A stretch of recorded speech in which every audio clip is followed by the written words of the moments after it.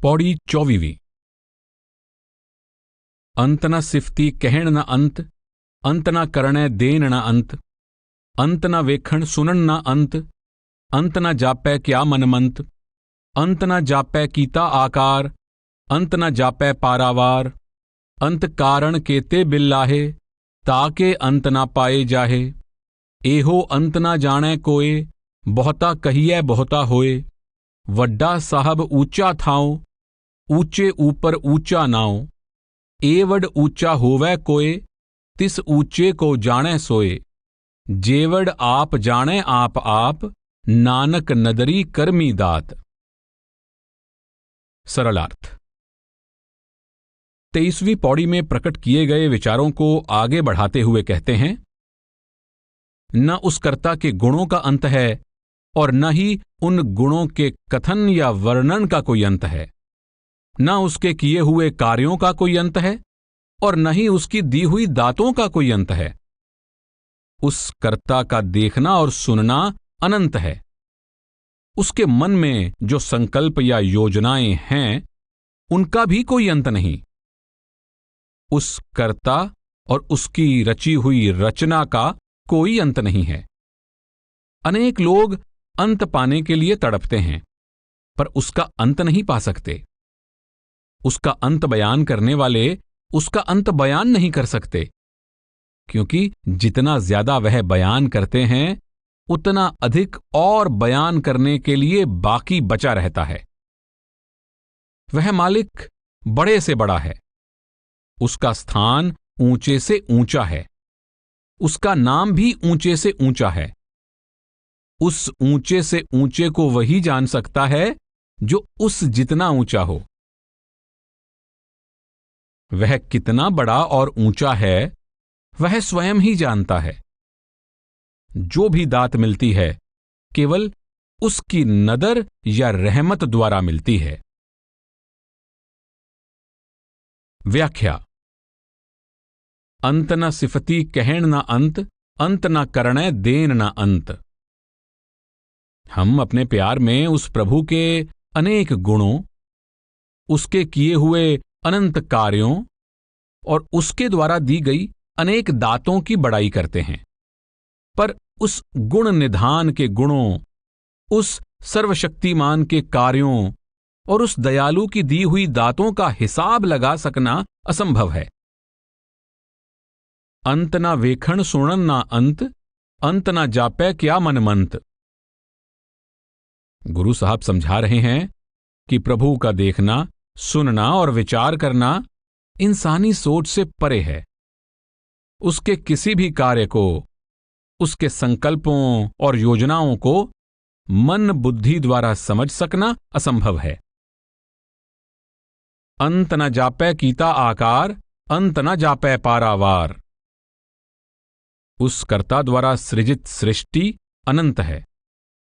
उसका और उसकी रचना का पार और उर्वार, अर्थात इधर वाले किनारे को और उधर वाले किनारे को जान सकना असंभव है।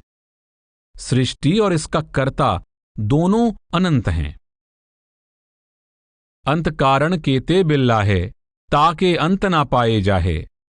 एहो अंत ना जाणै कोय, बहुता कहिए बहुता होए। गुरु अर्जुन साहब समझाते हैं, पिता का जन्म के जाने पूत। रचना रचयिता को नहीं समझ सकती। जीव रचना है और प्रभु रचयिता। संसार के समस्त जीव मिलकर और पूरा प्रयत्न करके भी उस कर्ता का वर्णन नहीं कर सकते। उस कर्ता का अंत पा सकना असंभव है, क्योंकि जितना ज्यादा उसका वर्णन किया जाता है उतना ज्यादा और वर्णन करने की जरूरत महसूस होती है। वह परमात्मा कहने सुनने से परे और ऊपर है। वड्डा साहब ऊंचा थाओ, ऊंचे ऊपर ऊंचा नाओ। वह प्रभु ऊंचे से ऊंचा है। उसका निवास स्थान भी ऊंचे से ऊंचा है और उसका नाम भी ऊंचे से ऊंचा है। नाम परमात्मा से मिलाने वाला सच्चा साधन है। इसलिए गुरु साहब इसे सबसे ऊंचा और श्रेष्ठ कहकर इसकी सराहना करते हैं। गोस्वामी तुलसीदास जी कहते हैं कि राम से मिलाने वाला राम नाम राम से भी बड़ा है। अगुन सगुन दुई ब्रह्म स्वरूपा, अकथ अगाध अनादि अनूपा, मोरे मत बड़ नाम दुहूतें, किए जेहि जुग निज बस निज बूतें। निर्गुण ते एही भांति बड़, नाम प्रभाव अपार, कहूं नाम बड़ राम ते, निज विचार अनुसार। परमात्मा और नाम एक हैं, इसलिए नाम की बड़ाई भी वास्तव में परमात्मा की ही बड़ाई है। गोस्वामी जी का असल भाव यह है कि व्यवहारिक दृष्टि से जीवात्मा के लिए वास्तविक महत्व नाम का है, क्योंकि नाम ही सृष्टि की रचना और संभाल करता है, और नाम ही जीवात्मा को परमात्मा के साथ मिलाने वाला असल साधन है। एवड़ ऊंचा होवे कोए, तिस ऊंचे को जाने सोए। जो उस हरि जितना ऊंचा है वही उसे जान सकता है। गुरु साहब ऊपर कह आए हैं, वड्डा साहब ऊंचा थाओ, ऊंचे ऊपर ऊंचा नाओ।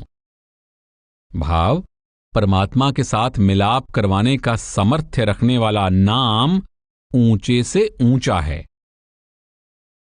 पुरातन टीका में इस पंक्ति का अर्थ इस तरह किया गया है, वह बड़ा साहिब है, ऊंचा उसका स्थान है, ऊंचे से ऊंचा उसका नाम है जो उसको प्राप्त करवा देता है।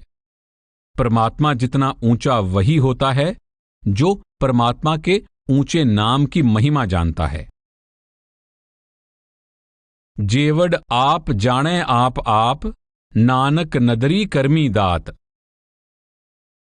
प्रभु के असल की बड़ाई स्वयं प्रभु ही जानता है। जो कुछ होता है उसका किया होता है, और जिसको जो कुछ मिलता है उस दयालु की दया मेहर द्वारा मिलता है।